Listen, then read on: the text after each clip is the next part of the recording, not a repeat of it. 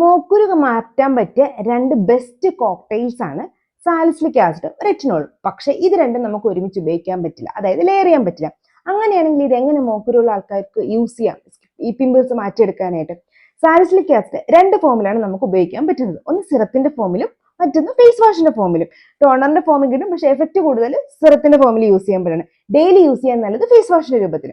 അതുകൊണ്ട് തന്നെ oily acne prone skincare salicylic acid face wash daily salicylic face വാഷിന്റെ ഫോമിൽ ഡെയിലി യൂസ് ചെയ്യാം. എന്നിട്ട് ആഴ്ചയിൽ 2 ദിവസം വൈകിട്ട് സാലിസിലിക് ആസിഡ് സിറം യൂസ് ചെയ്യാം. മറ്റുള്ള ദിവസങ്ങളിൽ ഏതെങ്കിലും ഒരു 3 ദിവസം റെറ്റിനോളും നൈറ്റ്ലി യൂസ് ചെയ്താൽ മതി. ഒറ്റ കാര്യം ശ്രദ്ധിക്കുക, സാലിസിലിക് ആസിഡ് നിങ്ങൾ മൺഡേ ആണ് യൂസ് ചെയ്യുന്നതെങ്കിൽ ട്യൂസ്ഡേ ഒരിക്കലും റെറ്റിനോൾ യൂസ് ചെയ്യരുത്. അതായത് അടുത്തടുത്ത ദിവസങ്ങളിൽ രണ്ടും യൂസ് ചെയ്യാതിരുന്നാൽ മതി. ഒരു ദിവസത്തെ ഗ്യാപ്പെങ്കിലും സ്കിന്നിന് കൊടുക്കാനും ശ്രദ്ധിക്കുക.